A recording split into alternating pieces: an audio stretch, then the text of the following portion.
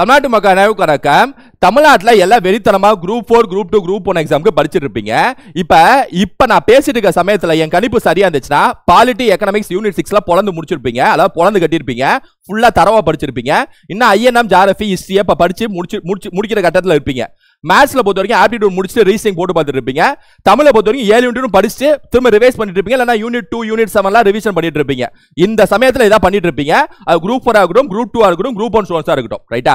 இப்போ மிகப்பெரிய ஒரு விஷயம் என்ன அப்படின்னா, குரூப் 4ல வேகன்சி கம்மி. எப்படி உயர்த்துவாங்கன்னு வச்சுங்க. அப்ப நம்ம 175 கேள்வி மேல கண்டிப்பா அடிச்சானோம். 175 பிளஸ் மஸ்ட். அப்படி இருக்கிற சமயத்துல நமக்கு சயின்ஸ் எந்த சப்ஜெக்ட் விடக்கூடாது. பிசுறு தட்டாம எல்லாத்தையும் படிக்கணும். மொத்தமா தூக்கணும். தமிழ மொத்தமா தூக்கு, மேத்ஸ் மொத்தமா தூக்கு, ஜிஎஸ் மொத்தமா தூக்கணும். எந்த சப்ஜெக்டும் விடவே கூடாது. அப்படி பாத்தீங்கன்னா சயின்ஸ் மொத்தமா தூக்கே ஆனுங்க. 5க்கு 5 கேள்வி வந்து கண்டிப்பா கரெக்ட் ஆனும். ரைட்டா? பாலிட்டி எக்கனாமிக்ஸ்ல ஊரே கரெக்ட் ஆகும். நமக்கு போட்டி எங்க? ஜியோகிராஃபி சயின்ஸ்ல தான் போட்டி. ஜியோகிராஃபி சயின்ஸ்ல தான் போட்டி. மேத்ஸ்ல ரீசனிங்ல தான் போட்டி. போட்டில நம்ம முன்னாடி போகணும். 180 பிளஸ் ஸ்டேட் ரேங்க் எய்ம். ரைட்டா? அப்ப சயின்ஸ் தூக்கே ஆனோம். இந்த சயின்ஸ்க்கு நான் சிலபஸ் பொறுத்த வரைக்கும் பாருங்க. இதான் சிலபஸ். பிசிக்ஸ் ஆரம்பிக்கும், அப்புறம் கெமிஸ்ட்ரி, அப்புறம் பயாலஜி. அதாவது பேரண்டங்களின் இயல்பு அதுல ஆரம்பிச்சு லைட்டு, சவுண்டு, என்ன எலக்ட்ரிசிட்டி அப்படின்னு சொல்லிட்டு, அதாவது மின்சாரம், ஒளின்னு சொல்லிட்டு ஆரம்பிச்சு இங்க அணுக்கள், அதாவது இயற்பியல், அதாவது எலிமெண்ட்ஸ் அண்ட் காம்பவுண்ட்ஸ்ல தொட்டு, செல் உயிரியல், செல் பயாலஜியை தொட்டு, அமிலங்கள் காரங்களை தொட்டு அப்படின்னு சொல்லிட்டு ஓடும். ரைட்டா? இத எப்படி mind set ஆறது? 8th 9th 10th புக்கை படிச்சாலே போதுங்க. இப்போதைக்கு உங்களுக்கு கடைசி நேரம்னா 10th புக்கை ஃபர்ஸ்ட் படிச்சிருங்க. அப்புறம் 9th வாங்க. ஃபாஸ்டா எப்படி படிக்கிறது? பிசிக்ஸ், கெமிஸ்ட்ரி, பயாலஜி ஃபாஸ்டா எப்படி படிச்சு மைண்ட்ல ஏத்துறது? அதை ஒரே வீடியோல போட்டு உடைக்க போறேன். ரைட்டா? உங்க கண்ணு முன்னாடி மைண்ட் செட் பண்றேன். சயின்ஸை பொறுத்த வரைக்கும் ஆர்வத்தை தூண்டாலே ஃபாஸ்டா முடிச்சிருவீங்க. அதாவது மொத்தமாவே இந்த சிலபஸையே மொத்தமா ஓவர்வியூ மாதிரி மைண்ட் செட் பண்ணி விடுறேன். டக்குன்னு புக்கை எடுத்து நீங்களே முடிச்சிடலாம். சரியா? நானும் உங்களுக்கு வந்து அடுத்தது 8th 9th 10th எப்படி ஃபாஸ்டா படிக்கிறதுங்கிறத இந்த வகுப்பை பார்த்தாலே முடிச்சிடலாம். ரைட்டா? ஆர்வத்தை தூண்டாலே போதும். பிசிக்ஸ் ஃபர்ஸ்ட் மைண்ட் செட் பண்றேன், கெமிஸ்ட்ரி அடுத்து மைண்ட் செட் பண்றேன், பயாலஜி அடுத்து மைண்ட் செட் பண்றேன். ரைட்டா? நல்லா கவனிங்க. இதான் சிலபஸ். சிலபஸ்ல நீங்க எங்க இருக்கீங்க அப்படின்னா தமிழ், அதாவது ஃபர்ஸ்ட் நான் பிசிக்ஸ் மைண்ட் செட் பண்றேன், அடுத்து கெமிஸ்ட்ரி, அடுத்து பயாலஜி. ரைட்டா? நீங்க இப்ப நான் சொல்றத நல்லா கவனிங்க. அப்பதான் படிக்கிற ஆர்வம் தூண்டும், ஃபாஸ்டா முடிக்க முடியும். சரியா? First physics. என்ன? இப்ப நல்லா கவனிங்க. இதான் தமிழ்நாடு மேப்.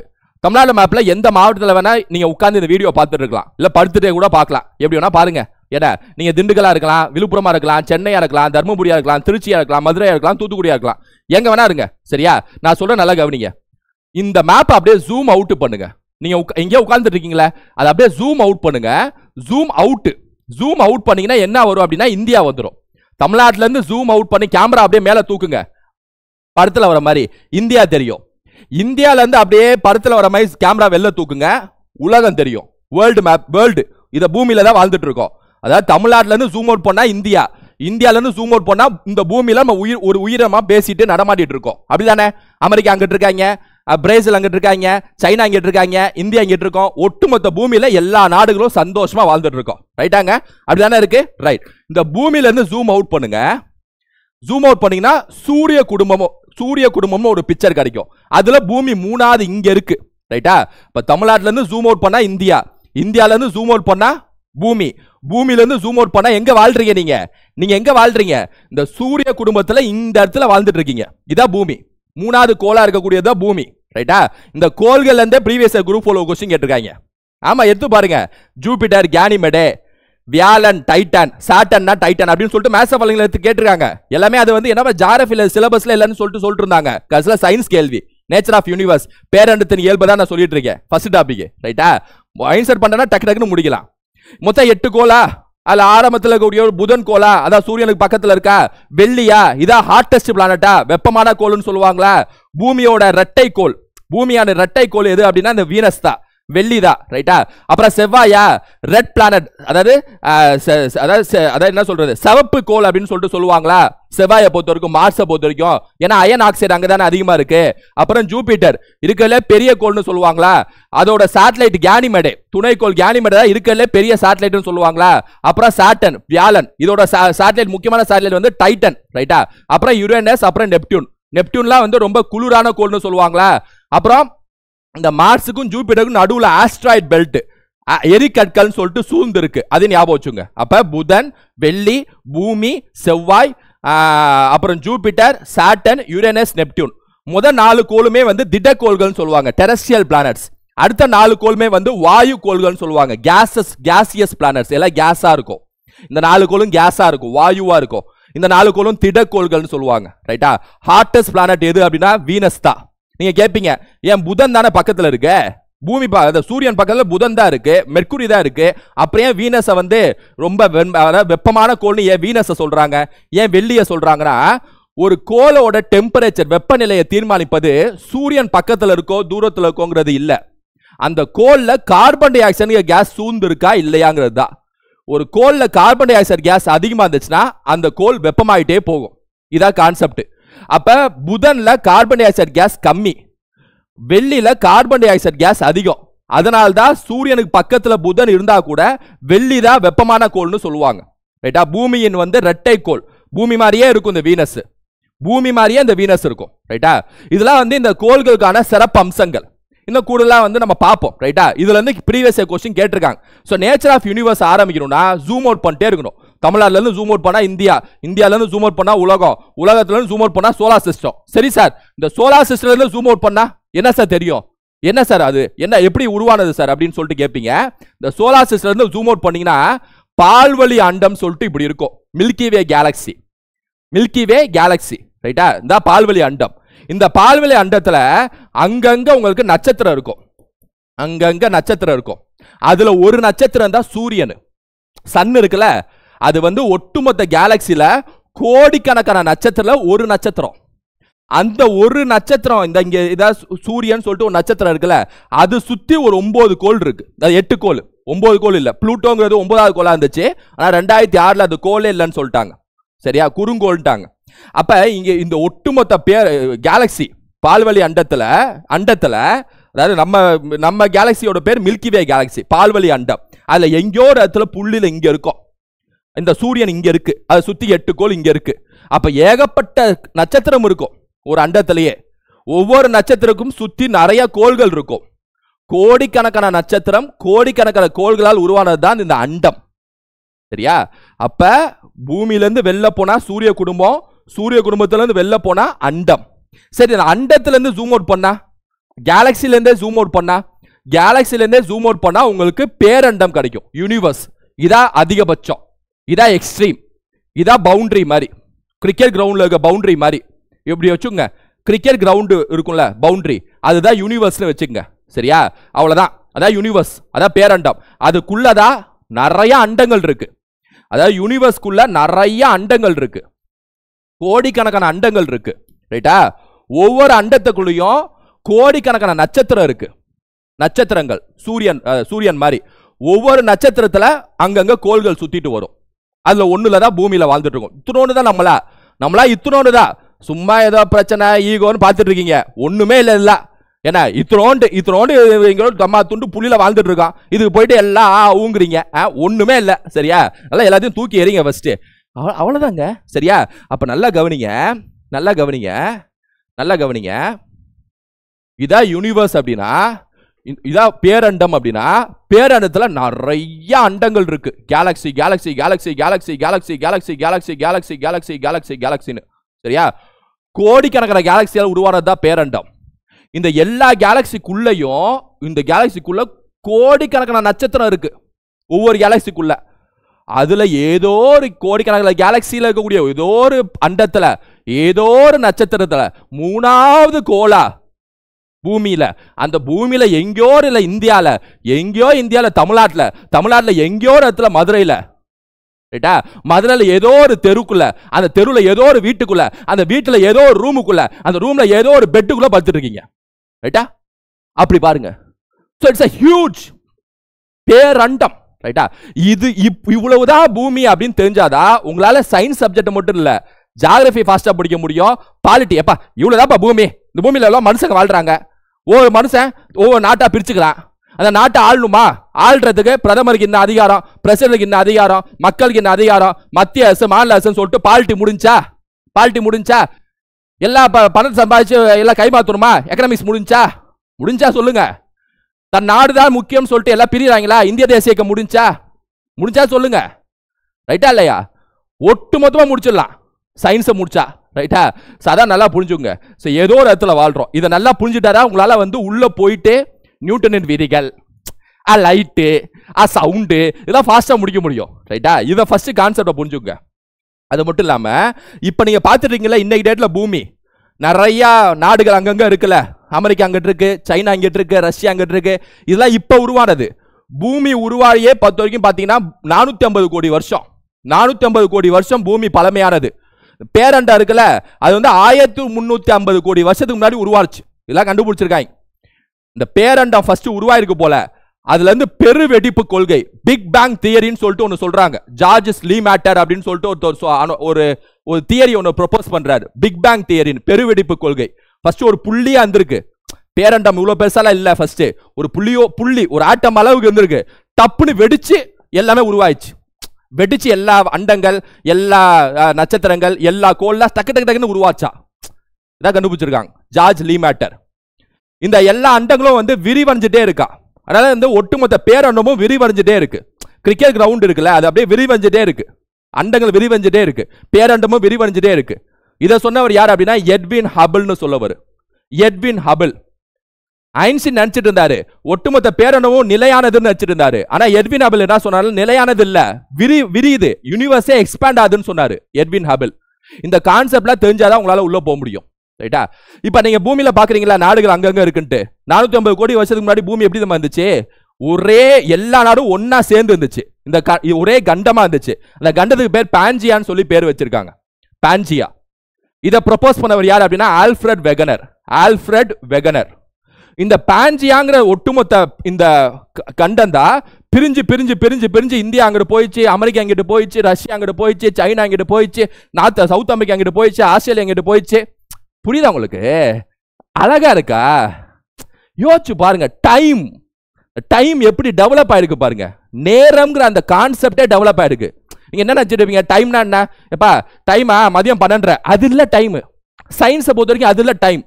டைம் அப்படிங்கிற அந்த ப்ராசஸே எவால்வ் ஆகக்கூடிய ப்ராசஸ். அப்ப பேரண்டம் உருவாகிறதுக்கு முன்னாடி என்ன சார் இருந்துச்சு? டைமே இல்ல. யோசிச்சு பாருங்க, டைமே இருக்காது பேரண்டம் உருவாகிறதுக்கு முன்னாடி. உங்களால யோசிக்கவே முடியாது. மனித மூளைக்கு அது எட்டவே எட்டாது. அதனால்தான் யாராலையும் எதை கண்டுபிடிக்க முடியல. பேரண்டம் முன்னாடி என்னதான் இருந்துச்சுன்னு கண்டுபிடிக்க முடியல. அங்கதான் வந்து கடவுள் அப்படிங்கிற கான்செப்ட் உள்ள வந்து எல்லா அது கண்டுபிடிக்கவே முடியலையே. அப்படிங்கிறப்ப கடவுள் ஒரு சக்தி இருக்குன்னு சொல்லிட்டு எல்லாம் நினைக்கிறாங்க. ஆல்பர்ட் ஐன்ஸ்டீன் கடைசிக்கு நினைச்சாரு. கடைசியில் யார படிக்கல இறந்து போற சூழ்நிலை நர்ஸை கூப்பிட்டு அம்மா ஏதோ எனக்கு தோணுதுமா, ஈக்குவேஷன் எழுதுமான்னு சொல்லிட்டு இருந்தார் ஆல்பர்ட் ஐன்ஸ்டீன். நர்ஸ் ஏதோ எழுதுறாங்க, அது இது வரைக்கும் டீகோட் பண்ண முடியல. அப்ப அப்படி இருக்கு பேரண்டம், இப்படி இருக்கு பாருங்க, யோசிச்சு பாருங்க. அப்ப இதா பூமியில இப்படிதான் இருந்திருக்கு. அப்புறம் ஸ்பிளிட் ஆகி தான் ஒன்று உருவாச்சு. இப்ப இதெல்லாம் பிசிக்ஸோட நேச்சர் ஆஃப் யூனிவர்ஸ் கான்செப்ட். அதுக்கப்புறம் பிசிக்ஸ்ல உள்ள வந்தீங்கன்னா ஓகே, பேரண்டம், அண்டம், கேலக்சி, ஓகே சூப்பர். அப்புறம் என்னன்னா விசை, ஃபோர்ஸ். நீங்க இப்ப இந்த பேனா அப்படி தள்ளிவிட்டா விசை. இப்ப இந்த பேனாவை வந்து நான் இப்படி விட்டேன்னு வைங்களேன், கீழே உழுகும். ஏன் கீழே உழுகுது? ஏன் அந்த இடத்துல தொங்க வேண்டியதானே? ஏன் கீழே உழுகுது? ஏன்னா பூமி பிடிச்சி இழுக்குது. நீங்க சொல்லுவீங்க பேனா கீழே விழுந்துச்சுன்னு சொல்லுவீங்க. ஆனா சயின்டிஸ்ட் என்ன சொல்லுவாங்க தெரியுமா? பேனா கீழே விழுல, என்ன லூஸ் மை பேசுற, பேனா அங்க கீழே விழுந்துச்சு, பூமி பிடிச்சி இழுத்துச்சு அப்படி சொல்லுவாங்க. சயின்டிஸ்ட பொறுத்த வரைக்கும் அப்படிதான் சொல்லுவாங்க. இந்த பேனா கீழே உள்ளது கான்செப்ட் என்னன்னா பூமி பிடிச்சி இழுக்குது. அது பேர் கிராவிட்டிங்கிறாங்க. கிராவிடேஷனல் ஃபோர்ஸ், புவி ஈர்ப்பு விசை. இது மாதிரி எலக்ட்ரிக் ஃபோர்ஸ் படிச்சீங்கன்னா எலக்ட்ரிசிட்டி முடிஞ்சு, மேக்னெட்டிக் ஃபோர்ஸ் படிச்சீங்கன்னா மேக்னெட்டிசம் முடிஞ்சு, காந்த விசை முடிஞ்சு. அப்புறம் பிசிக்ஸ்ல இந்த gravitational force, weight is equal to mass into gravity. மாஸ்னா என்ன, வெயிட்னா என்னன்னு ஃபர்ஸ்ட் புரிஞ்சுக்கணும். நிறைனா என்ன, எடைனா என்ன? நிறைனா உடம்புல இருக்கிற அணுக்களின் எண்ணிக்கை, அணுக்களின் தொகுப்பு தான் நிறை. எடைனா என்னன்னா என்னோட உடம்பு எந்த கோல்ல இருக்கோ அதை பொறுத்து என்னோட எடை மாறிட்டே இருக்கும். அதாவது என்னோட மாஸோட கிராவிட்டி சேர்ந்தா வெயிட். இதெல்லாம் பின்னாடி நீங்க படிக்க ஃபாஸ்டா முடியும். அப்ப இதை படிச்சீங்கன்னா கிராவிட்டி அந்த கான்செப்ட் முடிஞ்சு. நியூட்டனின் முதல் விதி, இரண்டாம் விதி, மூன்றாம் விதி. முதல் விதி நிலைமம் விதி, இரண்டாம் விதி F = ma, மூன்றாம் விதி every action equal opposite reaction முடிஞ்சு. நியூட்டனின் 3 விதிகள். அப்புறம் லைட்னாலே குழி லென்ஸுகள், குவி லென்ஸுகள். குழி கண்ணாடி, குவி கண்ணாடி. லைட்னாலே ரெண்டே கான்செப்ட் தான், ஒளி எதிரொலிப்பு, ஒளி விலகல். Reflection, refraction. ரிஃப்ளெக்ஷன்னா மிரர், ரிஃப்ராக்ஷன்னா ஒளி அப்படியே விலகி போறது. தண்ணிக்குள்ள ஒளி பாய்ச்சுனா விலகி போகும். அங்க வந்து ஒளி விலகல் என் ரிஃப்ராக்டிவ் இண்டெக்ஸ்னு ஒன்று வரும். அதெல்லாம் 10th புக்ல ஃபாஸ்டா முடிச்சிடலாம். சவுண்ட்லாம் டக்குன்னு முடிச்சிடலாம். சவுண்டுக்குலாம் எனக்கு தெரிஞ்சு 2 மணி நேரம் போதும். சவுண்டு முடிஞ்சு, லைட்டு சவுண்டு முடிஞ்சு. எலக்ட்ரிசிட்டி மேக்னடிசம் அது மட்டும் கொஞ்சம் டைம் எடுத்துக்கும். அதுவும் படிச்சிங்கன்னு வைங்களேன், மின்காந்த புலனுக்கு வாங்கி அதுக்கு வாங்கி இதுக்கு வாங்கி ஓம்ஸ் விதிக்கு வாங்கி முடிஞ்சிச்சு. ஒட்டுமொத்த பிசிக்ஸை முடிச்சிடலாம். ரைட்டா? சார் இப்போ பிசிக்ஸை முடிச்சிங்கன்னா அடுத்த சப்ஜெக்ட் நீங்க எங்க என்டர் ஆவீங்க அப்படின்னா கெமிஸ்ட்ரி. பிசிக்ஸ் எந்த அளவுக்கு எப்படி அழகா இருந்துச்சோ அது மாதிரி கெமிஸ்ட்ரி வேற விதத்தில் அழகா இருக்கும். பிசிக்ஸை பொறுத்த வரைக்கும் பெருசு பெருசா படிக்கிறது பேர் பிசிக்ஸ். யூனிவர்ஸ், அண்டம், விசை, கிராவிட்டி, லைட், சவுண்ட், சரியா? பெருசு பெருசா படிக்கிறது பேர் பிசிக்ஸ். பெருசா ஜெயண்டா. கெமிஸ்ட்ரினா என்னன்னா சின்ன சின்னதா படிக்கிறது பேர் கெமிஸ்ட்ரி. அதாவது பிசிக்ஸ் எப்படி பெருசு பெருசா படிக்கிறதோ கெமிஸ்ட்ரி சின்ன சின்னதா படிக்கிறது. இப்போ யோசிங்க, அதாவது யோசிங்க, இப்படி யோசிங்க. யார் அவரு? டால்டன். ஃபர்ஸ்ட் டெமோக்ராட்டஸ், அதாவது கிறிஸ்து பாப்பதுக்கு முன்னாடி டெமோக்ராட்டஸ்னு ஒருத்தவர். அவர் என்ன யோசிக்கிறார்னா, எப்பா நான் பார்க்குற எல்லா பொருளும் பெருசு பெருசா இருக்கு. இந்த போர்டு பெருசா இருக்கு, இந்த பேனா பெருசா இருக்கு, இந்த வாட்ச் பெருசா இருக்கு, இந்த மைக்கு பெருசா இருக்கு. அதை மைன்யூட்டா உள்ள ஜூம் பண்ணி பார்த்தா என்னப்பா இருக்கும்னு யோசிச்சாரு. அப்ப அந்த ஒட்டுமொத்த பூமியுமே அணுக்களால் உருவானது அப்படிங்கிற ஒரு கான்செப்டை அந்த சமயத்தில் யோசிச்சவர் டெமோக்ராட்டஸ், கிறிஸ்து பாப்பதுக்கு முன்னாடி. எல்லா அணுவும் சேர்ந்து தான் அந்த பூமியே உருவாச்சு. புரியுதா? எல்லா அணுவும் சேர்ந்து தான் அந்த உடம்பு உருவாச்சு. ஸோ எல்லா ஒரு உடம்பை பிரிச்சுட்டு உள்ள போய் பார்த்தீங்கன்னா அணுவா இருக்கும். அணுவோட தொகுப்பு தான் உடம்பு. புரியுதா உங்களுக்கு? அப்ப எல்லா பொருளும் அணுவால் உருவானதுன்னு சொன்னவர் யாருன்னா டெமோக்ராட்டஸ். ஆனா அதுக்கு அந்த சமயத்துல ஈக்குவேஷன் அப்பெல்லாம் தெரியல, யாருக்கும் தெரியல. அப்ப ரீசெண்டா டால்டன் ஒருத்தவர் 1800களில் இவர் தான் கன்ஃபார்ம் பண்றாரு, ஆமா எல்லா பொருளும் அணுக்களால் உருவானது, அந்த அணுவை பிரிக்க முடியாது சொன்னவர் ஜான் டால்டன். இப்ப அடுத்து என்ன கேள்வி வந்துச்சுன்னா, எல்லா பொருளும் அணுவால் உருவானது ஓகே, அணுக்குள்ள என்ன இருக்கு அப்படின்னு ஒரு கேள்வி வந்துச்சு. இந்த போர்டுல கோடிக்கணக்கான அணுக்கள் இருக்கு, அணுக்குள்ள என்ன இருக்குப்பா சொல்லு அப்படின்னு கேள்வி வந்துச்சு. அப்பதான் அடுத்த நபர் ஜே தாம்சன் அதுக்கான பதில சொல்றார் எக்ஸ்பெரிமெண்ட் மூலமாக. ரைட்டா? கேத்தோட் ரே டியூப் எக்ஸ்பெரிமெண்ட் மூலமாக, குழாய் ஆய்வு மூலமாக தாம்சன் என்ன சொல்றாருன்னா, எப்பா அணுன்னு ஒன்று இருக்குப்பா அப்படின்னு சொன்னவர் டால்டன். அணுவை பிரிக்க முடியாதுன்னு சொன்னவர் டால்டன். அணுக்குள்ள எலக்ட்ரான் ஒன்று சுத்திட்டு இருக்குன்னு சொன்னவர் யார் அப்படின்னா தாம்சன். நீங்க பாருங்க, கவனிங்க, எல்லாமே மைனூட்டா படிக்கிற விஷயங்கள், பிசிக்ஸ் இல்ல கெமிஸ்ட்ரி. சின்னதா அணுவை பார்க்கவே முடியாது. அப்ப எலக்ட்ரானை கண்டுபிடிச்சவர் யாருன்னா ஜே தாம்சன். இந்த அணுக்குள்ள அங்கங்க வாட்டர்மெலன்ல கொட்ட அந்த சீட் இருக்கிற மாதிரி அங்கங்க இந்த எலக்ட்ரான் இருக்கும் அணுல அப்படின்னு சொன்னவர் ஜே தாம்சன். அடுத்த கேள்வி என்ன வந்துச்சு அப்படின்னா, சரி எலக்ட்ரான் இருக்கு, எலக்ட்ரான் நெகட்டிவ் சார்ஜ்னு சொன்னாரு. நெகட்டிவ் சார்ஜ் பூமியில பாசிட்டிவ் நெகட்டிவ் ரெண்டு சார்ஜ் தான் இருக்கு. இந்த நெகட்டிவ் சார்ஜ் இருந்துச்சு அப்படின்னா பாசிட்டிவ் சார்ஜும் கூடவே இருக்கணுமே, அது எங்க இருக்கு அப்படின்னு ஒரு கேள்வி வந்துச்சு. அங்கதான் என்எஸ் ருதர்ஃபோர்ட்னு ஒருத்தவர் என்ன சொல்றாருன்னா, இப்ப ஒரு ரவுண்டா ஒரு ஆட்டம் இருக்கு, ஆட்டம்ல அங்கங்க எலக்ட்ரான் நெகட்டிவ் சார்ஜ்ல இருக்கு, நடுவுல நியூக்ளியஸ் ஒன்று இருக்குப்பான்னு சொன்னவர் யார் அப்படின்னா என்எஸ் ருதர்ஃபோர்ட். ஒரு அணுக்குள்ள அணுக்கருன்னு ஒன்று இருக்கு, அதுக்குள்ள பாசிட்டிவ் சார்ஜ்ல ஒட்டிக்கிட்டு இருக்கு அப்படின்னு சொன்னவர் யார் அப்படின்னா ருதர்ஃபோர்ட். பாசிட்டிவ் சார்ஜ்ல ஒட்டிக்கிட்டு இருக்கு, ரைட்டா அப்படின்னு அழகா சொன்னவர் யார் அப்படின்னா ருதர்ஃபோர்ட். அப்ப ஒரு அணுக்குள்ள அணுக்கரு அது பாசிட்டிவ் சார்ஜா இருக்கும், சுத்தி நெகட்டிவ் சார்ஜா இருக்கும். அந்த சமயத்துல நிறைய எலிமெண்ட்ஸ் கண்டுபிடிச்சாங்க. நிறைய எலிமெண்ட்ஸ்னா சோடியம், பொட்டாசியம், பீரியாடிக் டேபிள்லாம் முக்கியம். நீங்க படிக்கிறப்ப கெமிஸ்ட்ரி படிக்கிறப்ப பீரியாடிக் டேபிள் பிரிண்ட் போட்டு வச்சுக்கோங்க.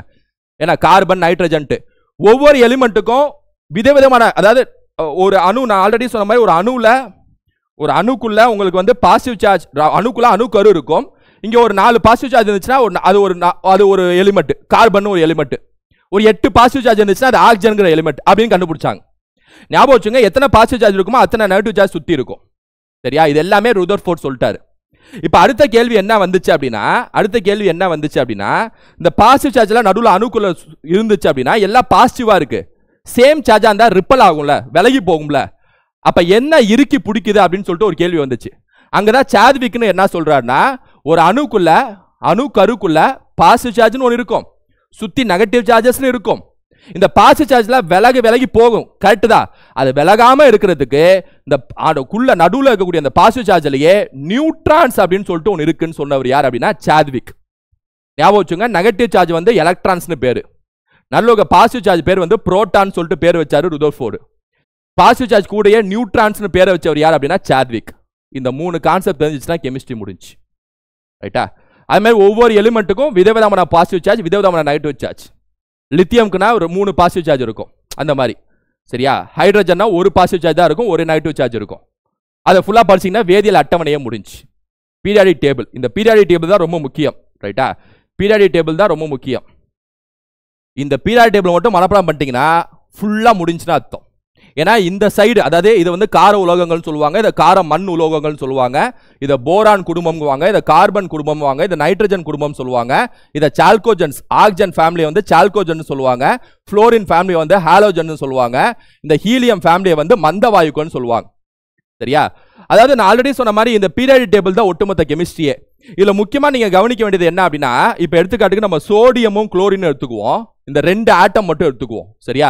நான் ஆல்ரெடி சொன்ன மாதிரி பிசிக்ஸ்னா பெருசா படிக்கிறது, அதுல லைட் சவுண்ட் அதை மட்டும் படிச்சீங்கன்னா முடிஞ்சு போச்சு. கெமிஸ்ட்ரியை பொறுத்த வரைக்கும் சின்னதா படிக்கிறது, அது ஆட்டம்ல இருந்து ஆரம்பிச்சு இந்த வேதியியல் அட்டவணையை முடிச்சிங்கன்னா கெமிஸ்ட்ரி முடிஞ்சு. கூடவே அமிலங்கள் காரங்களும் பாத்தீங்கன்னா முடிஞ்சு. அதை முக்கியமா நீங்க புரிஞ்சுக்க வேண்டியது என்ன அப்படின்னா, நான் ஆல்ரெடி சொன்ன மாதிரி ஒவ்வொரு எலிமெண்ட்லயும் சரியா நடுவுல வந்து பாசிட்டிவ் சார்ஜஸ் வந்து நடுவுல அப்படியே இருக்கும். சரியா? நெகட்டிவ் சார்ஜ் சுத்தி இருக்கும். இல்ல நீல்ஸ் போர் ஒருத்தர் இருக்காரு, அவர் என்ன சொல்றாருன்னா, எப்பா நியூக்ளியஸ்னு ஒன்று இருக்கு, அதை சுத்தி ஒவ்வொன்றிலையும் நெகட்டிவ் சார்ஜ் இருக்குங்கிறீங்க, நெகட்டிவ் சார்ஜ் வந்து ரேண்டமா எல்லா இடத்துலயுமே இருக்காதுப்பா. அணுக்குள்ள என்ன சொல்றாருன்னா, முதல் ஆற்றல் நிலைன்னு ஒன்று இருக்குப்பா, அதுல 2 எலக்ட்ரான் மட்டும்தான்ப்பா இருக்கும். 2வது ஆற்றல் நிலை, இது எல்லாமே சேர்ந்து ஆட்டம்ங்க, ஞாபகம் வச்சுங்க. நடுவில் மட்டும்தான் நியூக்ளியஸ் அணுக்கரு. 2வது ஆற்றல் நிலைன்னு ஒன்று இருக்குப்பா, அதுல மொத்தம் 8 எலக்ட்ரான் இருக்கும்பா. 3வது ஆற்றல் நிலைன்னு ஒன்று இருக்குப்பா, அதுல மொத்தம் 18 எலக்ட்ரான் இருக்கும்பா அப்படின்னு சொல்லிட்டு ஃபிக்ஸ் பண்ணாரு. அது உண்மையும் கூட. இன்னைக்கு டேட்ல அவர் பேர் யாருன்னா நீல்ஸ் போர். போரோட அட்டாமிக் மாடலை பொறுத்த வரைக்கும் பாத்தீங்கன்னா, ஒரு ஆட்டம்ல அணுக்கரு சென்டர்ல இருக்கும், எலக்ட்ரான் வந்து ரேண்டமா எல்லா இடத்துலயும் லொகேட் ஆயிருக்காது. கரெக்டா ஃபர்ஸ்ட் எனர்ஜி லெவல்ல 2 எலக்ட்ரான், செகண்ட் எனர்ஜி லெவல்ல 8 எலக்ட்ரான், தேர்ட் எனர்ஜி லெவல்ல அதிகபட்சம் 18 எலக்ட்ரான் இருக்கலாம், ஆனா மினிமம் 8 எலக்ட்ரான் இருந்தே ஆனும். இது வந்து ஆக்டெட் விதின்னு சொல்லுவாங்க, படிச்சு பாத்தீங்கன்னா தெரியும்.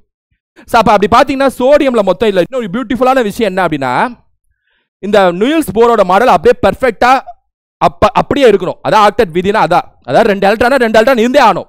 8 எலக்ட்ரான் 2வது எனர்ஜி லெவல்ல இருக்கணும்னா இருந்தே ஆனும். சப்போஸ் எக்ஸ்ட்ரா இருந்துச்சுன்னு வைங்களே, ஒரு ஆட்டம் இன்னொரு ஆட்டம்க்கு கடன் கொடுக்கும். இதான் பியூட்டிஃபுல்லான விஷயம். இது இந்த கடன் கொடுக்கறது பேர் தான் ஆக்சிஜனேற்றம், ஆக்சிடேஷன் சொல்லுவாங்க. அப்ப இன்னொரு எலக்ட்ரான் வந்து இன்னொரு ஆட்டம் வந்து அதை வாங்கிக்கும், அது பேர் வந்து ரிடக்ஷன் சொல்லுவாங்க, ஒடுக்கம் சொல்லுவாங்க. இப்போ எடுத்துக்காட்டுக்கு சொல்றேன், சோடியம் பொறுத்த வரைக்கும் சயின்டிஸ்ட் கண்டுபிடிச்ச வரைக்கும் 11 புரோட்டான். சோடியம்ல மொத்தம் 11 புரோட்டான். அப்படின்னா எத்தனை எலக்ட்ரான் இருக்கணும்? 11 எலக்ட்ரான் இருக்கணும். இந்த 11 புரோட்டானும் சென்டர்ல தான் இருக்கும், அதை விடுங்க. சரியா? இந்த 11 எலக்ட்ரான்ல ஃபர்ஸ்ட் எனர்ஜி லெவல்ல 2 எலக்ட்ரான் முடிஞ்சு போச்சா, 2வது எனர்ஜி லெவல்ல 8 எலக்ட்ரான் முடிஞ்சு போச்சா, அப்ப 8 2 10 ஆச்சா, மீதி 3வது எனர்ஜி லெவல்ல 1 எலக்ட்ரான் மட்டும் இருக்கும். அப்படி இருக்கக்கூடாது. நீல்ஸ் போர் அதான் சொல்றாரு, கரெக்டா ஆக்டெட் விதி படி 3வது எனர்ஜி லெவல்ல 18 எலக்ட்ரான் இருக்கணும், இல்லைன்னா குறைஞ்சது 8 இருக்கணும். இப்படி ஒண்ணுல தனியால இருக்கக்கூடாது. அப்படி இருந்துச்சுன்னா இது என்ன செய்யும்னா, அந்த சோடியம் அந்த எலக்ட்ரானை விட்டுரும், யார்ட்டையாவது விட்டுரும், இன்னொரு ஆட்டம் அதை புடுங்கிக்கும். இதான் சொல்றாரு. இப்ப குளோரின் எடுத்துக்குவோம். சரியா? குளோரின்ல மொத்தம் 17 எலக்ட்ரான், சரி 17 புரோட்டான். 17 புரோட்டான் நடுவில் இருந்துச்சு அப்படின்னா 17 எலக்ட்ரான்ஸ் கண்டிப்பா சுத்தி இருக்கணும். ஃபர்ஸ்ட் எனர்ஜி லெவல்ல 2 எலக்ட்ரான், செகண்ட் எனர்ஜி லெவல்ல 8 எலக்ட்ரான், 8 2 10, 3வது எனர்ஜி லெவல்ல 7 எலக்ட்ரான் தான் இருக்கு. ஆனா நீல்ஸ் போரோட அட்டாமிக் விதிப்படி 2வது எனர்ஜி லெவல்ல இருந்து 2 3 4 எல்லாம் குறைஞ்சது 8 இருக்கணுங்கிறாரு. 8 இருந்துச்சுன்னா ஸ்டேபிளா நிலையான ஒரு ஆட்டம் அப்படிங்கிறாரு. ஆனா இங்க 7 தான் இருக்கு. இதுக்கு ஒன்று தேவை குளோரினுக்கு, ஆனா இதுக்கு ஒன்று எக்ஸ்ட்ரா இருக்கு. அப்ப என்ன சொல்றாரு நீல்ஸ் போர் அப்படின்னா, இந்த மாதிரி உலகத்துல இந்த மாதிரி நிறைய ஆட்டம்ஸ் என்ன பண்ணும் அப்படின்னா, இயற்கையாவே என்ன ஸ்பான்டினியஸாவே என்ன நடந்துரும் அப்படின்னா, ஒரு எலக்ட்ரான் இது கொடுத்துரும், இந்த குளோரின் ஒரு எலக்ட்ரான் அப்படி வாங்கிக்கும். இந்த ரெண்டும் ஒன்னாதான் எப்பவுமே இருக்கும், ஃப்ரெண்ட்ஸா தான் இருக்கும், கொடுத்தல் வாங்குதல்ல. இது இயற்கையாவே நடக்கும் அப்படின்னு சொல்லிட்டு குளோரின் ஒரு எலக்ட்ரானை கொடுக்குதா, சோடியம் ஒரு எலக்ட்ரானை கொடுக்குதா, குளோரின் எலக்ட்ரானை வாங்குதா, ரெண்டும் சேர்ந்து NaCl சொல்லிட்டு உருவாயிச்சு. அதான் நம்ம சால்ட், உப்பு இப்படிதான் உருவாச்சு, NaCl, சோடியம் குளோரைட். ரைட்டா? அருமையான கான்செப்ட்ல இது ஃபுல்லாவே சேர்த்து நான் ஒரு வீடியோ போட்டிருக்கேன், ஒட்டுமொத்த கெமிஸ்ட்ரி எடுத்து பாருங்க. சரியா? பிளேலிஸ்ட்ல எடுத்து பாருங்க, தெளிவா புரியும். நான் தெளிவா உங்களுக்கு ஓவர்வியூனால கொஞ்சம் ஃபாஸ்டா சொல்றேன், அது பாத்தீங்கன்னா தெளிவா புரியும். உங்களுக்கு நான் ஓவர்வியூ தாங்க சொல்ல பாக்குறேன், உங்களுக்கு ஓவர்வியூ தான் சொல்ல பாக்குறேன். ஏன்னா ஓவர்வியூ ஒரு மைண்ட் செட் பண்ணாலே ஈஸியா படிச்சிருவீங்க, அதான் எனக்கு முக்கியம். பார்க்க உங்களுக்கு வந்து இவ்வளவுதாப்பான்னு தெரியணும், அவ்வளவுதான் சயின்ஸை பொறுத்த வரைக்கும். இந்த படிக்கிற ஆர்வத்தை தூண்டாலே நீங்க தட்டி தூக்கிடுவீங்க, எனக்கு நல்லா தெரியும், உங்களை பத்தி நல்லா தெரியும். ரைட்டா? சரி, பிசிக்ஸ் அப்படி, கெமிஸ்ட்ரி இப்படி, பயாலஜி எப்படி இருக்கிறதுல பிசிக்ஸ் கெமிஸ்ட்ரி ஒரு அருமையான சப்ஜெக்ட். அதை தாண்டி ரொம்ப இன்ட்ரெஸ்டிங்கா நம்மளை பத்தி தெரிஞ்சுக்கிற ஒரு சப்ஜெக்ட் வந்து பயாலஜி தான். அதுலயும் குறிப்பா எங்க ஆரம்பிக்கிறோம் அப்படின்னா, செல் உயிரியல், செல் பயாலஜில இருந்து ஆரம்பிக்கிறோம். இந்த பூமி தோன்றி முதலில் தோன்றிய உயிரினம் பொறுத்த வரைக்கும் பாத்தீங்கன்னா பாக்டீரியா. அந்த பாக்டீரியா ஜூம் பண்ணி பாத்தீங்கன்னா செல்களா இருக்கும், செல்கள்னா சின்ன சின்னதா இருக்கும். அந்த செல் எல்லாமே ப்ரோகாரியோட்டிக் செல்கள்னு சொல்லுவாங்க. அதுல வந்து அணுக்கரு இந்த மாதிரி சில விஷயம் எல்லாம் மிஸ் ஆகும். ஆனா பூமி பரிணாம வளர்ச்சி அடைய அந்த பாக்டீரியா எல்லாம் நிறைய வளர்ந்து மீன்கள் டைனோசரஸ் காலம்லாம் வளர்ந்து அதுக்கப்புறம் மிருகங்கள் காலம் வந்து தாவரங்கள் காலம் வந்து தான் மனிதர்கள் உருவானோம். அப்படி பரிணாம வளர்ச்சியில என்ன ஆயிடுச்சு அப்படின்னா மனிதர்களோட செல்களை பொறுத்த வரைக்கும் பாத்தீங்கன்னா நிறைய விஷயங்கள் உள்ள இருக்கும். பாக்டீரியா செல்களை பொறுத்த வரைக்கும் ரொம்ப எம்டியா இருக்கும், எம்டி ரூம் மாதிரி. மனிதர்களோட செல்களை பொறுத்த வரைக்கும் பிரம்மாண்ட அரண்மனை மாதிரி நிறைய உள்ள பொருட்கள், அரண்மனைக்குள்ள பொருட்கள் இருக்கிற மாதிரி உடம்புக்குள்ள நிறைய செல், அந்த செல்லுக்குள்ள நிறைய உறுப்புகள், நுண்ணுறுப்புகள் இருக்கும். அது பேர் யூகேரியோட்டிக் செல்கள்னு சொல்லுவாங்க. ஸோ ப்ரோகேரியோட்டிக் செல்னா உங்களுக்கு அடிப்படையாக சொல்லணும்னா பழைய கால செல்லு, யூகேரியோட்டிக் செல்னா நவீன செல் அப்படி வச்சுங்க. நம்ம மனித உடம்புல இருக்கக்கூடியது யூகேரியோட்டிக் செல்கள், அவ்வளவுதான். சிம்பிளா புரியுதா? சிம்பிளா இருக்கா? ரைட்டா? ப்ரோகேரியோட்டிக் செல்கள்ல அந்த அணுக்கரு நியூக்ளியஸ்லாம் மிஸ் ஆகும், யூகேரியோட்டிக் செல்ல எல்லாம் இருக்கும். அதான் டிஃபரன்ஸ்லாம் படிச்சிடலாம். ரைபோசோம்கள், இந்த மாதிரி மைட்டோகாண்ட்ரியா, நல்லா இருக்கும், இன்ட்ரெஸ்டிங்காக இருக்கும். பயாலஜி படிக்கிறப்ப செமையாக இருப்பேன். அதுக்கு நான் தனியாக கிளாஸ் போட்டிருக்கேன். ரைட்டாக எடுத்து பாருங்க பயாலஜியை பொறுத்த வரைக்கும். இப்போ நல்லா ஒரு விஷயத்தை பயாலஜியில் புரிஞ்சாதான் உங்களால் ஃபாஸ்ட்டாக படிக்க முடிக்க முடியும். என்னன்னா இதுதான் மனித உடம்பு. ரைட்டா? ஒரு முக்கியமான விஷயத்தை படிச்சாதான் பயாலஜி முடியும். முக்கியமான விஷயத்தை தெரிஞ்சுக்கிட்டாதான். ரைட்டா? இவ்வளோதான் தெரிஞ்சாதாங்க ஃபாஸ்ட்டாக படிக்க முடியும். இந்த மனித உடம்பு இருக்குல்ல, மனித உடம்ப பிரிச்சிங்கன்னா உறுப்புகளால் உருவானது. ஆர்கன்ஸ், இதயம், கரெக்டா, லங்ஸ், நுரையீரல், கல்லீரல், கிட்னி, பிரெயின், இந்த உறுப்புகளால் உருவானதுதான் மனித உடம்பே. இந்த உறுப்புகளை ஜூம் பண்ணி பார்த்தீங்கன்னா திசுக்களால் உருவானது, டிஷ்யூஸ். மனித உடம்பை ஜூம் பண்ணிங்கன்னா உறுப்புகளாக இருக்கும். ஒவ்வொரு உறுப்புக்கும் ஒவ்வொரு வேலை செய்யும். நம்மளை கரெக்டாக நிலச்சி வாழ்க்கை ஃபுல்லாக நம்மளை காப்பாற்றுறதுக்கு ஒவ்வொரு உறுப்பும் ஒவ்வொரு வேலை செய்யும். ரைட்டா? அதை உறுப்பை ஜூம் பண்ணிங்கன்னா திசுக்கள், நிறைய திசுக்கள் இருக்கும். இப்போ இது கூட மேட்டர் இல்லை, இன்னொன்று தான் மேட்ரு. என்னன்னா திசுக்களை ஜூம் பண்ணி பார்த்தீங்கன்னா செல்களாக இருக்கும். இந்த செல் தான் மேட்ரு. இந்த செல், நிறைய செல் சேர்ந்துதான் ஒரு மனித உடம்பு உருவாது. இந்த செல்லை எப்படி பிஹேவ் பண்ணுதோ அப்படிதான் மனித உடம்பு பிஹேவ் பண்ணும். செல்லு சரியா பிஹேவ் பண்ணலனா மனித உடம்பு சரியா பிஹேவ் பண்ணாது, நோய்கள் வரும். அப்போ ஒரு நோயை உருவாக்குறதுக்கு அடிப்படை காரணம் இந்த செல் தான்.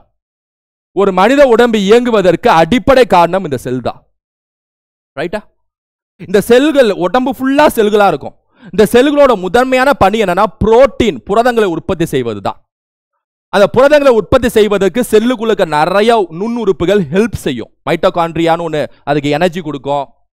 சரியா? லைசோசோம்ஸ் வந்து அந்த செல் புரோட்டீன் உற்பத்தி செய்யறப்ப நிறைய குப்பைகள் உருவாகும்ல, குப்பையெல்லாம் முழுங்கிடும். லைசோசோம், சூசைடல் பேக், தற்கொலை பைன்னு சொல்லுவாங்க. ரைட்டா? ரைபோசோம்ஸ் ஒன்று இருக்கு செல்லுக்குள்ள, அதுதான் வந்து இந்த புரதங்களை உற்பத்தி செய்யக்கூடிய மிஷின், ஃபேக்டரி மாதிரி. நான் வீடியோவில் சொல்லியிருப்பேன், எடுத்து பாருங்க. ரைட்டா? ஸோ இதை பார்த்தீங்கன்னா பயாலஜி முடிஞ்சு. இப்போ நல்லா பாருங்க. Cells make up tissues, tissues make up organ, organ make up organ system, organ system make up the entire human being. ஒட்டுமொத்த மனித இனம்ங்கிறது இவ்வளவுதான். ரைட்டா? நீங்க இப்ப உடம்பு சரியில்லை டாக்டர்கிட்ட போவீங்க. சரியா? டாக்டர்கிட்ட போறப்ப நீங்க நிறைய சொல்லுவீங்க, ஐயோ என்னாச்சு, இப்படி ஆச்சு, எனக்கு எதுவுமே இல்லையே, ஆனா எனக்கு இப்படி ஒரு நோய் வந்திருக்கு அப்படின்னு சொல்லுவீங்க. ஆனா டாக்டர் அதெல்லாம் பார்க்க மாட்டாங்க. நோய் என்ன வந்துச்சு, ஃபர்ஸ்ட் டயக்னஸ், பிரெயினா ஹார்ட்டா, எங்க வந்துச்சு, அதுல என்ன பிரச்சனை, அதுல என்ன கொழுப்புகள் ஏதாவது எக்ஸ்ட்ரா சேர்ந்துருக்கா, திசுக்கள்ல என்ன பிரச்சனை, செல்கள்ல என்ன பிரச்சனை. புரியுதா? டாக்டரை பொறுத்த வரைக்கும் பர்ஃபெக்ட், அது சயின்டிஃபிக்கா தான் அணுகுவாங்க. ரைட்டா? நம்ம எமோஷன் மாதிரி டாக்டர் அப்படி இருக்க முடியாது. ஏன்னா இங்க வந்து சயின்ஸ் தான் மேட்ரு, சயின்ஸை தாண்டி எதுவும் இல்லை. ரைட்டா? நீங்க நல்லா இருக்கேன் அதெல்லாம் வந்து மனித மூளை யோசிக்கிறீங்க, பட் ஆனா அந்த மூளையே சயின்ஸ் தான். அந்த மூளை இன்ஸ்ட்ரக்ஷன் கொடுத்தாதான் எல்லா ஆர்கன் அதன்படி அது செயல்படும். ஹார்ட் டக்கு டக்குன்னு பம்ப் பண்ணி பிளட் மேலையும் கீழையும் ரன் பண்ணி விட்டுரும். ஹார்ட்ல ஏதாவது பிரச்சனை பம்ப் பண்ணுறதை நிப்பாட்டும். ஸோ பிளட் சர்க்குலேஷன் போயிடும். பிளட் மேலையும் கீழையும் போனாதான் ஆக்சிஜன், ஆக்சிஜன்ங்கிறது பிளட்ல தான் போயிட்டு இருக்கு உடம்பு ஃபுல்லா. ஸோ தட் ஆக்சிஜன் நின்றும். ரைட்? அப்போ heart is the most important organ. ஹார்ட்டுக்கு மட்டுமே ஒரு செல்லுக்கு 5000 மைட்டோகாண்ட்ரியா தேவை. ஏன்னா அந்த அளவு வேலை செய்யணும். ஹார்ட் பவர் ஹவுஸ், மைட்டோகாண்ட்ரியா 5000 தேவை. ஒரு செல்லுக்குள்ள 5000 மைட்டோகாண்ட்ரியா இருக்கும் ஹார்ட் செல்லுக்கு மட்டும். ஒவ்வொரு செல்ஸ்க்கும் மைட்டோகாண்ட்ரியோட குவான்டிட்டி வேரி ஆகும், டிஃபர் ஆகும், மாறுபடும். சரி, நல்லா ஐடென்டிஃபை பண்ணிட்டீங்கன்னா உங்களுக்கு பயாலஜி முடிஞ்சு. அப்ப நல்லா அண்டர்ஸ்டாண்ட் பண்ணும். அதாவது ப்ரோகேரியோட்டிக் செல்கள்னா என்ன, யூகேரியோட்டிக் செல்கள்னா என்ன, இதெல்லாம் மிஸ் ஆகும். இல்ல நிறைய உறுப்புகள் இருக்குங்க, நுண்ணுறுப்புகள் இல்ல அவ்வளவு இருக்காதுங்க, அவ்வளவுதாங்க. எல்லாத்துலயுமே முக்கியமானது என்னன்னா அந்த டிஎன்ஏன்னு சொல்லக்கூடியது, அதாங்க இன்ஸ்ட்ரக்ஷன் கொடுக்கும் செல்லுக்கு. டிஎன்ஏங்கிறது எல்லாத்துலயும் இருக்கும். ப்ரோகேரியோட்டிக் செல்லையும் நியூக்ளியஸ் இருக்காது, ஆனா ஓப்பனா இருக்கும். யூகேரியோட்டிக் செல்ல அணுக்கருக்குள்ள இருக்கும் அந்த டிஎன்ஏ. அந்த டிஎன்ஏ ப்ளூ பிரிண்ட் மாதிரி. அது டிஎன்ஏ எப்படி இருக்குங்கிறத வச்சுதான் ஒவ்வொரு மனுஷனோட உடம்பு நிறம் எல்லாமே டிசைட் பண்றது டிஎன்ஏ தான். எல்லாமே வேற வேற தானே இருக்கீங்க, எல்லாத்தையும் டிசைட் பண்ணது டிஎன்ஏ தான். அதுபடி தான் ஒரு செல் நடக்கும், செல் சொல்றபடி தான் ஒரு திசுக்கள் நடக்கும், திசுக்கள் சொல்றபடி தான் உறுப்புகள் இருக்கும், உறுப்புகள் சொல்றபடி தான் மனித உடம்பு இருக்கும். This is biology.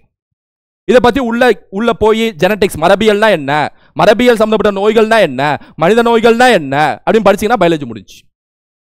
That's it, that's it, that's it. ஒட்டுமொத்த சயின்ஸ் ஒரு ஓவர்வியூ தான். ஏன்னா எதுவுமே கஷ்டம் நினைக்க கூடாது. ஜாகிரபி போட்டு உடச்சு விட்டேன், அது மாதிரி ஹிஸ்டரியை போட்டு உடச்சு விட்டேன், ஐயனும் போட்டு அது மாதிரி எதுவுமே கஷ்டம் நினைக்க கூடாது. அதான் மேட்ரு. ரைட்டா? ஓகே வாங்க. ஸோ அண்ணா இன்னும் கண்ணுக்கு என்ன தூரம் பக்கத்தில் குரூப் 4 இருக்கு, குரூப் 2 குரூப் 1 எல்லாமே இருக்கு. வெறித்தனமா எல்லாம் படிக்கிறீங்க, எல்லாம் படிச்சு முடிச்சிருப்பீங்க. ஆனால் ஸ்டேட் ரேங்க் வாங்கணும்னா சயின்ஸை முடிக்கணும், ஜாகிரபி முடிக்கணும், எல்லாத்தையும் முடிக்கணும். ஸோ கடைசி நேரத்தில் நீங்கள் சயின்ஸில் 8th 9th 10th மட்டும் ஃபாஸ்ட்டாக ரீட் பண்ணாலே போதும். நான் இப்போ படிச்ச உள்ள உணர்ந்து நீங்கள் ஃபாஸ்ட்டாக படிங்க, ஆர்வம் வந்து டக்குன்னு முடிச்சிருவீங்க. அமிலங்கள் காரங்கள்லாம் ரொம்ப பியூட்டிஃபுல்லான டாபிக், அதெல்லாம் ஒரு 2 லெசன் தான், டக்குன்னு முடிச்சிடலாம். ஹைட்ரஜன் சம்மந்தப்பட்டது, அவ்வளோதான். அதான் க்ளூ. உங்களுக்கு நான் ஷார்ட் கட்டே க்ளூ மாதிரி கொடுத்துட்றேன், அவ்வளோதான். என்ன அதனால வந்து இதை மட்டும் பார்த்தால் போதும்னா, எதை மட்டும்னா இது ஒரு ஓவர்வியூ மட்டும் பார்த்தா போதும். அதுக்கப்புறம் நீங்கள் ஃபாஸ்ட்டாக 8th 9th 10th ஃபாஸ்ட்டாக முடிச்சிருவீங்க. ரைட்டா? ஸோ அப்போ அதோட கடைசி கட்ட வெறியாடத்தை இனிமேல் தான் நீங்கள் ஆடணும். சரியா? நிறைய ஸ்டூடெண்ட்ஸ் ரிவிஷனும் கேட்குறீங்க, அதுவும் வந்து வரும். ரைட்டா? தரமான ரிவிஷனில் உங்களை நான் சந்திப்பேன். அதில் கரண்ட் அஃபேர்ஸ் அதோட சேர்த்துறேன், கரண்ட் அஃபேர்ஸ் சேர்க்குறீங்க அதோட சேர்த்துறேன், ரீசிங் அந்த ரிவிஷனோட சேர்த்துறேன். இதுமாதிரி ரிவிஷன் சீரீஸ் தான் யூடியூப் ஆப் ஸ்டோன்ஸ் எல்லாம் முடிச்சிங்கன்னா ரிவிஷனுக்கு வந்துருங்க. கொஞ்சபட்சம் 1 வாரம் 2 வாரத்தில் எல்லாம் முடிச்சு ரிவிஷன் வந்துருங்க. ரைட்டா? ஓகேவா? ஓகே வாங்க, பக்கா வாங்க, பக்கா வாங்க. மைண்ட் செட் பண்ணிட்டேலங்க, இனிமேல் தட்டி தூக்கலாம்லங்க, தூக்கலாம்ல. எதையுமே விடக்கூடாதுங்க, பிசுறு தட்டாமல் எல்லாத்தையும் முடிங்க, பிசுறு தட்டாமல் எல்லாமே முடிங்க. ரைட்டா? ஸோ இன்னொரு வீடியோ நான் உங்களை சந்திக்கிறேன். Thank you students.